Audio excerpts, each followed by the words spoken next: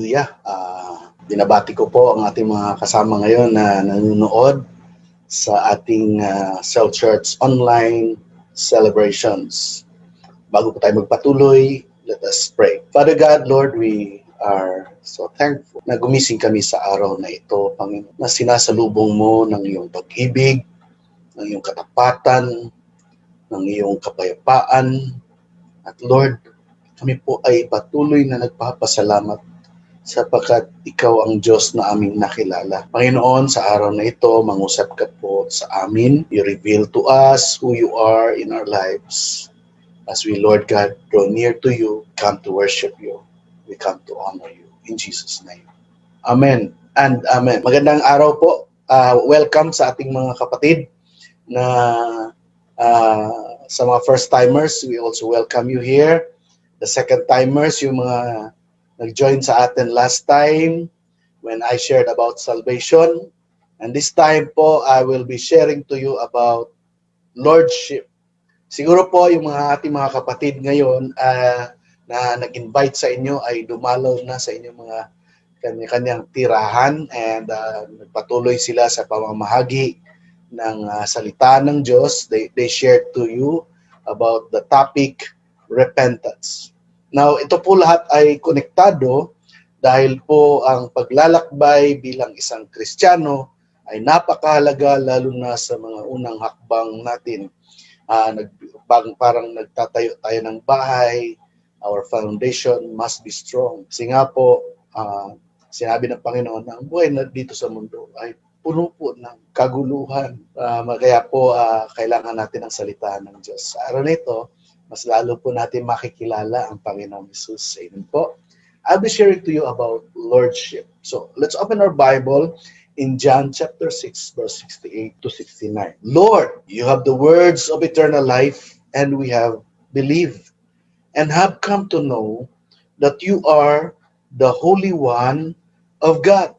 Panginoon, ikaw ang may hawak ng salita na nagbibigay sa amin ng buhay na walang hanggan. At kami po ay, habang kami ay naniniwala, Panginoon, nakilala ka namin. At Lord, that kind of recognition, yung pagkakakilala po natin sa Panginoon ay lumalago habang tayo ay lumalapit sa Kanya. And sa pagsambit po natin ng Panginoon, you know, God will always reveal to you kung sino talaga siya. He's not just an ordinary person. He is the Holy One of God. Siya ang Diyos na kabanal-banalan at na kataas-taas ang Panginoon. Hari sa lahat ng hari at Diyos sa lahat ng Diyos. Now, what does the Lordship of Christ really mean? Kasi nga po, ang dami pong sumasambit ng pangalan na Panginoon. Lalo na pag may problema, Panginoon, Lord Jesus. So, ano po pala ang kahulugan ng Lordship sa ating buhay bilang mananampalataya? Ang Lordship po, ibig sabihin po nito ay pagbabalik po sa tamang lugar at tamang ayos ang ating relasyon sa Panginoong Jesus, sa Diyos na may likha sa atin. It means na ina-acknowledge natin na siya ang Panginoon sa ating buhay. Kasi alam po natin at nakilala po natin na life will never work without God. Amen? Kung akala po natin na mamumuhay lang po tayo with our own, it will not work. Sooner or later, mararamdaman mo that dryness, that emptiness. Many people have strived many things. They acquired so much wealth. Pero ano po ang kinahinatnan ng kanilang buhay? They died. They committed suicide. I remember Whitney Houston. I remember Michael Jackson. They have the money. They are so popular. They have a great influence among people. But hindi po nabigyan ng katugunan ang hinahanap ng kanilang buhay. Kaya nga po, napakahalaga po sa atin na malaman na apart from God, we can do nothing. Naniniwala po tayo na ang Panginoon ay sovereign. Alam mo po yung sovereign, walang sino mang pwedeng magdikta. You cannot even manipulate God. He is supreme. Wala na pong tataas pa sa Kanya, and He is a supernatural God. Basahin po natin, Isaiah 40 verse 28. Siya po ang may likha sa atin, at Siya ang hari na dapat pong mamuno sa ating buhay. Now, it is one thing to know that Christ as a Savior, and one thing to know that He is a sovereign. Minsan po kasi, lalo na sa kultura natin, Pilipino, parang lahat ay kaya nating i-manipulate. We try to control. We are a people who are not used to someone who is governing us, because we tend to control even the governments. But in the kingdom culture, I have to tell you na ang Pilipinas, yes, it's a democratic country, but heaven is not. It's a monarchical country. It is a country in itself. Why? May hari. Amen? Hindi po demokrasya ang langit. Merong Panginoon na kung dito pa lang sa lupa, hindi tayo nasanay na may hari tayo. Hindi tayo pwedeng, I don't think we can survive in heaven. I don't think we can reach there. Kasi dito pa lang, inihahanda na po tayo. So, ano ang ibig sabihin ng pagiging ng lordship sa atin bilang isang Kristiyano? Binabalik po ang tamang ayos at lugar ng ating relasyon sa Panginoon. Kasi po, nasanay tayo na ang Diyos ay nasa isang tabi lang. Sisindihan natin ang kandila, and then kung kailan natin gustong alalahanin, kailan natin siya gustong pagsilbihan with our own comfort, yun sa atin. Or we look at God, yes, He is our Lord. I-bless mo naman ako, Lord. Para siyang ATM. Lumalapit lang tayo pag may kailangan. That's not lordship. And, it's very important that we need to understand the character of God. Yes, God is a Savior. When our lives needs a Savior. We need a Savior. Lahat po tayo, kailangan natin ng tagapagligtas. Just what I have shared last time, even me needs a Savior. If dumating po ang araw na sasabihin ko sa inyo na ako ay Diyos na, iwan na po ang paniwalaan, because ako po, kailangan ko po ang Panginoon, na ako po ay nangangailangan ng tagapagligtas. So, it is one thing that to know that Christ is a Savior. And it is one thing also to know, and very important, my friends, that Jesus is sovereign. Sovereign meaning no one can dictate Him. No one can influence God. No, you cannot even hostage God with, Lord, kung ibibigay mo ito sa akin, kung ibibigay mo siya sa akin, I will serve you. Pero pag hindi, bahala ka. No? So we tend to manipulate God. In Acts 2 verse 36 says, Jesus is both Lord and Messiah. What do you mean by Messiah? Is a Savior, tagapagligtas. Si Jesus po ay Panginoon, and at the same time, tagapagligtas. Marami ang tao na gusto makilala si Jesus bilang tagapagligtas. Pero ayaw natin na siya ang magiging Panginoon. That is understandable kasi tayo mga Pilipino, culturally, historically, ayaw natin na sinasakop tayo. We are a nation who has been under a colony of Spain for hundreds of years. Kaya po para sa atin parang allergy tayo sa mga namumuno. No? Minsan nga pag napapag-utusan tayo, parang mabigat sa loob natin. Amen? Pabalang minsan ang sagot natin. You know why? Because we do not recognize the lordship and leadership of God in our lives. It tells us that God made us both. Jesus made Jesus both Lord and Christ. Itong verse na ito sa Acts chapter 2, verse 36 ay nagsasabi at nagtuturo sa atin na siya ay dumating upang tayo ay iligtas sa kasalanan at sa kamandag ng kasalanan. At tama naman po, ginawa niya talaga sa krus yun. Sa pamamagitan po ng pagtagas ng kanyang dugo, tayo ay hinugasan sa kasalanan na ating bumabalot sa ating buhay. And si Jesus po ay Messiah. Siya po ang tagapagligtas natin. At siya lang po makakapagligtas sa atin. At wala na pong iba. Jesus is the only way. No one. Tayo mahilig pa sa padrino no? Pag nanalangin, halos sasambitin mo na lahat ng pangalan. No. Jesus is the way, the truth, and the life. And that's true. No one can come to the Father but by Him. No other name was mentioned in the Bible that you can pray to. It is only Jesus who is the Messiah. There is no other mediatrix. It's Jesus alone between you and God. So, Messiah sent to save us from our flesh, our sinful nature, and our inner desire towards sin. Di ba? Yung laman po natin ay nagnanasa ng pagkakasala. So dahil dyan, ay kailangan pong bumaba ang Panginoong Hesus upang tayo ay iligtas. He came, pero there is one truth of this also. Si Jesus ay pumunta, yes, upang tayo ay maligtas. Pero hindi lang po yan ang kadahilanan. He came for something even more personal. Siya ay dumating dito, lalo na sa ating buhay, na makilala hindi lang siya Diyos na tagapagligtas. He wants to have a direct relationship with you.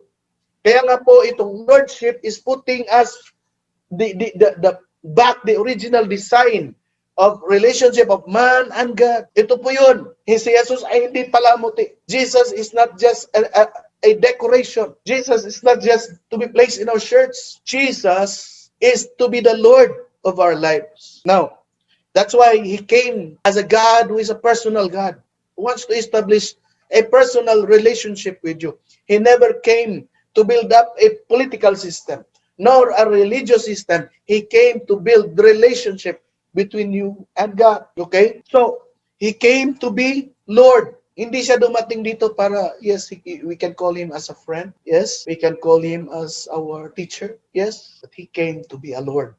Dumating po siya upang maging Panginoon. Yung Lord hindi po lip service. Because the moment you address something, it means something also na merong karakter na nakadikit sa pagtawag natin sa Kanya bilang Panginoon.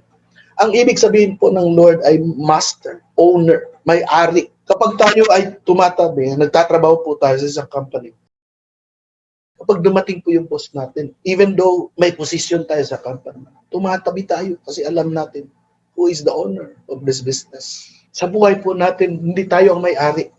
Yang hawak mong trabaho, hindi yan sa'yo. Yang hawak mong business, hindi yan sa'yo. Yang hawak mong buhay ngayon, hindi yan sa'yo. You don't own anything. It is owned by the living God who created the heavens and okay?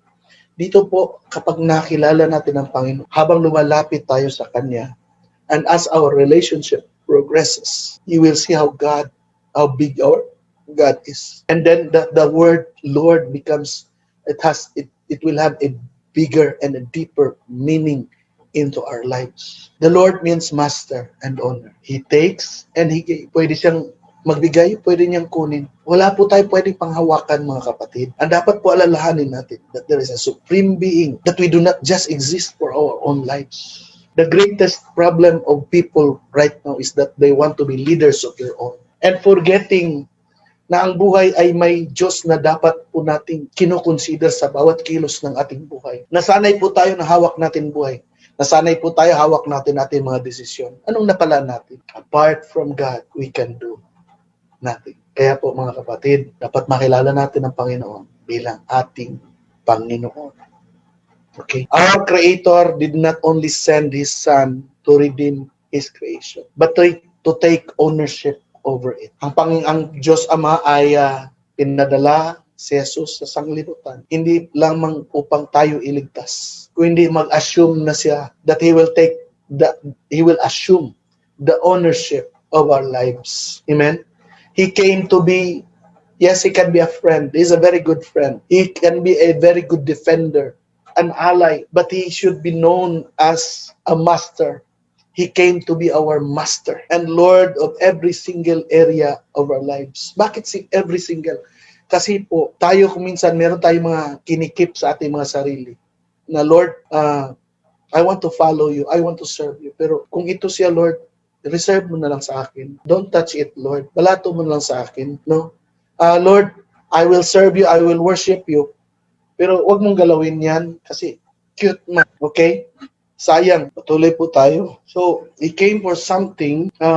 Hindi po siya pinadala lang upang tayo iligtas, but to take ownership. He came to be our master and Lord of every single area of our lives. Nabanggit ko po kanina. Ang buhay po natin kung minsan ay meron tayong tinatago sa Lord.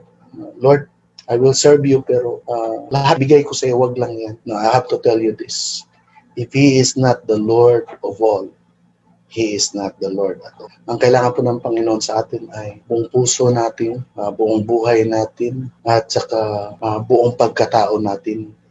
Hinihingi ng Panginoon yan. The moment po na i-surrender natin ang ating buhay sa Panginoon, buong buo, makikita po natin mas lalo tayong magkakaroon ng buhay. But if you keep it on your own, you will not surrender to the Lord. You will not have life. Sabi sa Bible, He who has the Son has the life. So, ano po ang magiging benefits of being under the Lordship of Jesus Christ? Ano po yung natatanggap natin kung ang Panginoon ay ating Panginoon sa ating buhay? First, we prosper because He is our provider. Alam mo, minsan yung tao nahihirapan talaga kasi hindi nakadikit sa Father. Okay?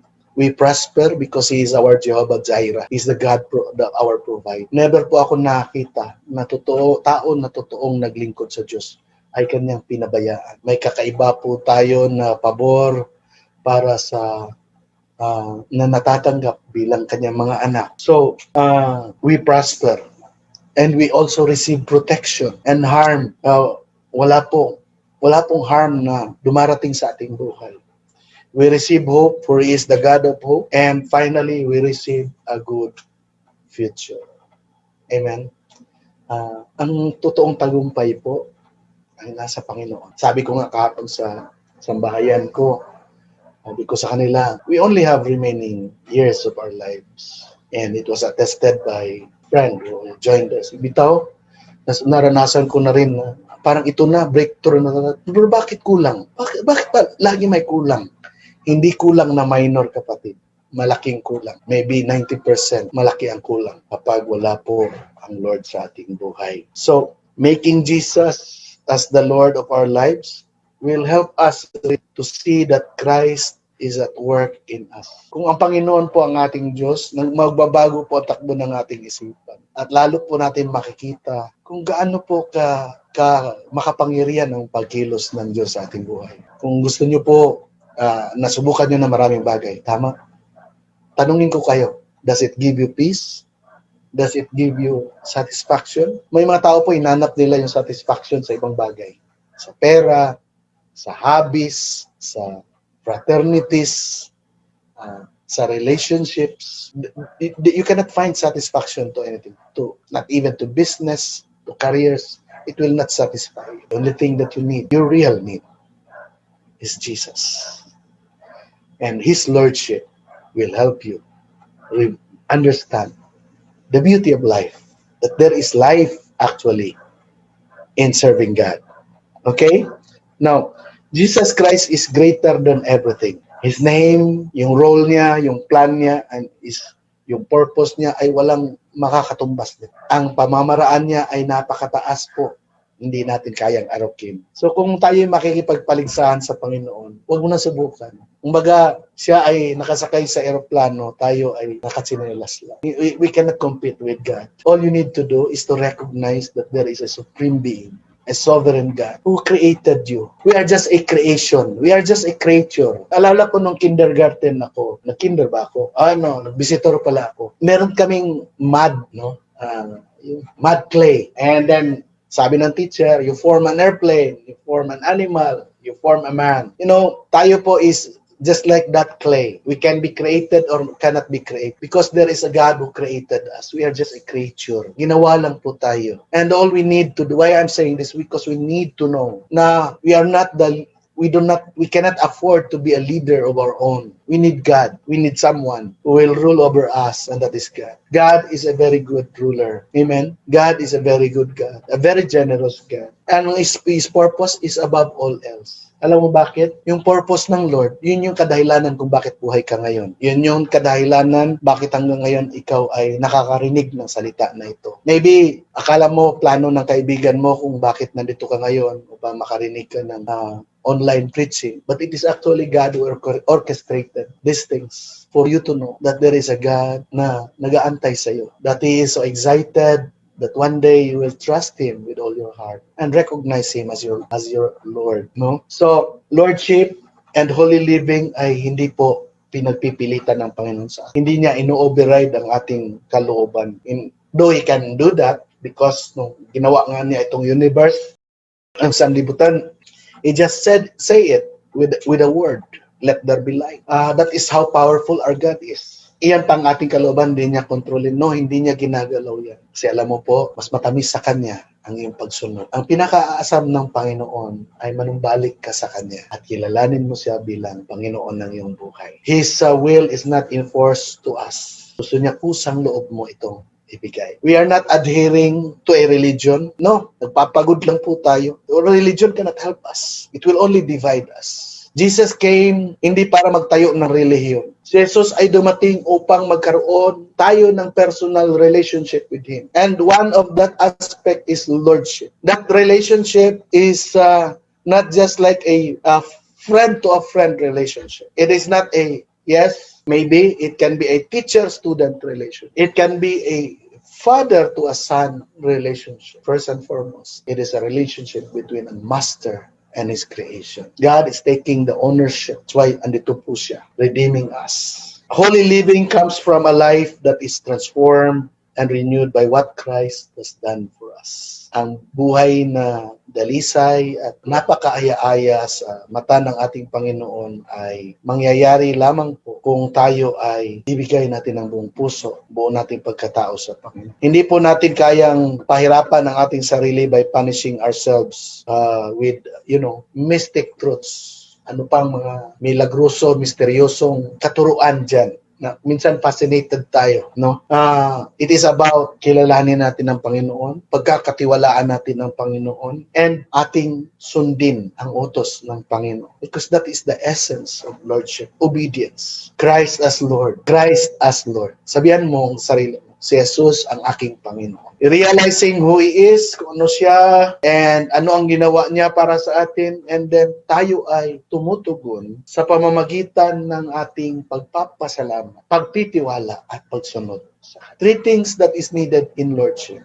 One is gratitude. Na tayo ay, ang ating puso ay punong-puno ng pagpapasalamat dahil sa Kanya, tayo ay nabigyan ng kalayaan sa kasalanan. Na kung sana ay impyerno tayo, binigyan tayo ng buhay na walang hanggan.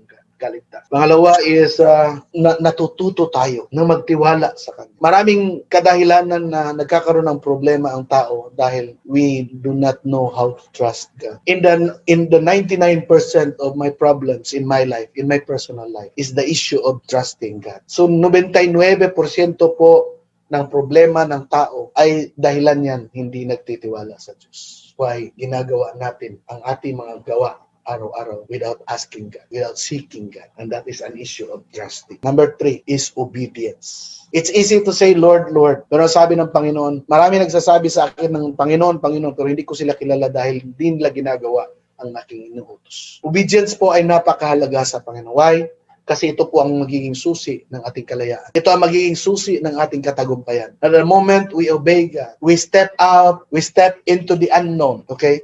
We step into the supernatural. Na ang dati ginagawa natin kung ano lang yung natatansya ng ating mga mata. What we can see in our physical eyes. But the Bible says we will not move according to our sight, but by faith. And itong pag-uubay sa Panginoon ay pananampalataya. Kaya dito po maraming nasisemplang. If we recognize God as Lord, we obey Him. Lordship means obedience. Lordship means gratitude. Lordship means trusting God. By honoring His Lordship, we can better take hold of the power to live for Him victoriously and with excellence. The moment po na atin pong bigyan ng pagpapahalaga ang pagiging Panginoon sa ating buhay, diyan po natin mararanasan ang kakaibang kapangyarihan, kakaibang pabor, upang tayo'y makaranas ng buhay ng katagumpayan. Amen po. So, we participate as sons, children of God, as we are conformed to the likeness of God. Gaya na sinabi ko last time, salvation is immediate. The moment you receive Christ, you are saved. Hindi po pwedeng pag-iwalin yan. But itong Christ-likeness is a process. Habang tumatakbo ang araw, lumalalim po ang ating pakikipagrelasyon sa Panginoon at nahalalo natin nakikilala kung ano siya sa ating buhay. Kung gaano kalalim ang pagiging Panginoon niya sa ating. And then, later on, napapansin natin sa ating mga sarili that we are now moving and participating as sons. Na anak ng Diyos. Na habang tayo ay nag-grow at nagmamature, dahan-dahang nagbabago ang ating ugali, ang ating pananaw, ang ating pakikisalamuha sa ibang tao. Dahan-dahan po nakikita ng ibang tao na nagiging kawangis tayo ng Panginoong Jesucristo. Meron po tayong Diyos na buhay.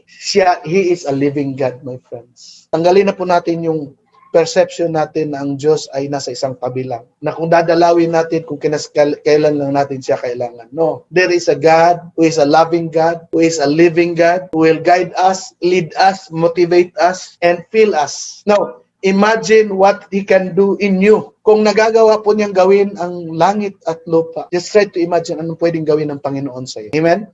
Dumapo na ba sa ating mga isipan kung gaano ka makapangyarihan ng ating Diyos? Hindi po tayo sanay kasi po, ang pattern ng ating isipan ay doon lang nakadako sa mga bagay na nakikita natin. To see is to believe. Doon tayo, hanggang doon lang tayo. But the moment you recognize and honor God's Lordship in our lives, we will now experience the mighty and great power of God in your life. Kaya sabi ko, na dumapo na ba sa isipan nyo kung gaano ka makapangyarihan ng ating Diyos? Kung ano ang kaya niyang gawin sa iyo. Amen? So, si Jesus po ay kumakatok sa inyong isipan. Alam po natin na siya ang tagapagligtas. Pero ang aalanganin po tayo na siya ay maging Panginoon. Ay, hindi pa ako ready maglingkod kay Lord.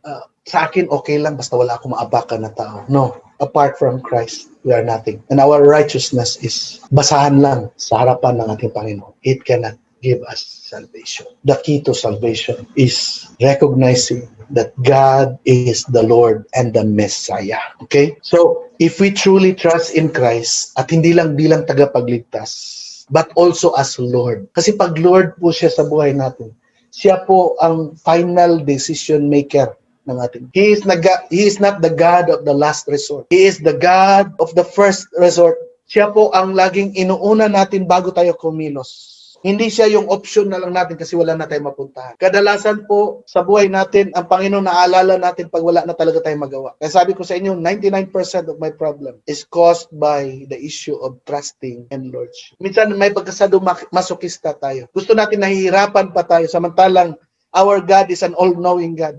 Our God is an omnipotent God. He is a very powerful God. And we cannot trust Him. Why? Hindi tayo sanay. Pero itong word na ito is opening your eyes right now that my prayer today, that today you will recognize God's Lordship into your life. Okay? That we are given the power and the ability to live a life of fullness, distinction of character, and spiritual maturity habang atin pong binibigyan ng kaluguran at kapurihan ng ating Panginoon dahil siya ang ating Panginoon. He is not the God of last resort. He is our God. He is the first among the first. Amen? So ang ating response po ngayon, and my prayer for you right now is listening today, ay ang wala ka ng ibang babagitin, ang sasagutin mo lang, yes Lord. At simula sa araw na ito, itong salitang yes Lord, may malalim na kahulugan para sa. This is our affirmation na simula ngayon, Panginoon, I will totally give my life to you. I will totally devote my life to you. Ito yung sinabi ko sa sambahayan kahapon. Na in my 51 years, I don't know if there is another 50 years coming. But if I will reach another 50 years, it's a blessing. Sa amin nga ni Ellen, the coming anniversary namin is 25 years na. And sabi ko, this should be very significant. Or else, I don't know if there is 50. There is golden. But if meron, praise God.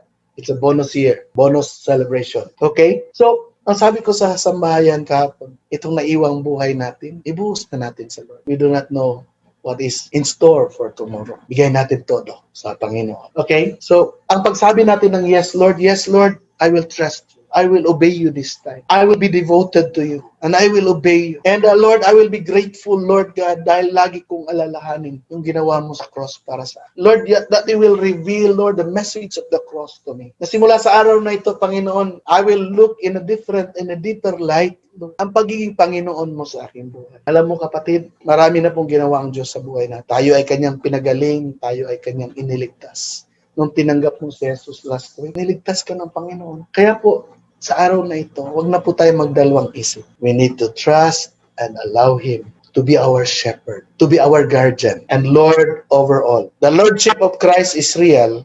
It matters. Ang kaya dapat mo po, we will respond wholeheartedly. Hindi medya-medya. Mafinus-nus. Bigay na po natin todo ng ating buhay sa Lord. Amen? Now, before I will end this preaching today, I would like to ask a personal question to you. Ikaw ba ay isang Kristiyano ngayon na yung relationship sa Lord is completely under the lordship of Jesus Christ? Kung ang buhay mo ba ang Panginoon, or may mga bagay ka pang hindi sino-surrender sa Kanya? Who is Jesus Christ to you? Sino si Jesus sa buhay mo? Ano ka kay Kristo? Amen? Kaya nga dito, if we are going to pray, we need to confess that Jesus Christ is the only Lord of our lives sa lahat ng area ng ating buhay. Again, ibabalik ko po. If He is not the Lord of all, He is not the Lord at all. Commit to live for Him for the rest of your life. I want you to stand up right now, even if you are in front of your TV, in front of your computer,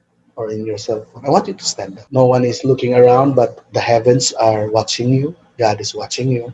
And as you participate in this prophetic gesture of prayer, God will honor your prayer. I want you to close your eyes and follow this prayer after me loudly. Okay? You follow this prayer after me. Father, say it again. Father, thank you for always wanting the best for me and calling me not just to be in a relationship with you, but also to make you Lord over my life. I commit to follow you and work to set order in all areas my life. Give me the passion and perseverance to be your disciple and not give up no matter what. In Jesus' name. Father God, you have heard the prayers of your people. And as I ask, Lord God, the friends who invited them, I pray, Lord, for your ministering touch to everyone, for the new believers and those leaders, Lord God, who are here joining us in this celebration. I pray, Lord, that we once and for all commit everything unto you. That, Lord, as we call you, Lord, you are indeed the Lord of all areas of our lives. That the more we look at you, the more you become greater into our lives as we become smaller in front of you. We recognize your lordship, O God. We recognize you as King, as our Master, and our owner. You decide, Lord God, my life and our lives belong to you. Father, thank you, Lord God, for this time. I pray, Holy Spirit, that you will seal our prayers in Jesus' name. And Lord, as we continue with the fellowship today, as they talk with each other one-on-one, Lord. You bless, Lord, the works of our hands. You bless the families that we represent. Heal, Lord God, those who are in sickness. And Lord, those who are weakened, Lord, you will refresh them and strengthen them. Those, Lord God, who have quarrels right now, restore them, Father. Cleanse every heart, O God. Make them sanctified by your blood, in Jesus' name. The Lord bless you and keep you. The Lord will shine His face towards you and be gracious unto you, but now and forever. And the people of God will say, Amen and Amen. Magandang araw po sa lahat.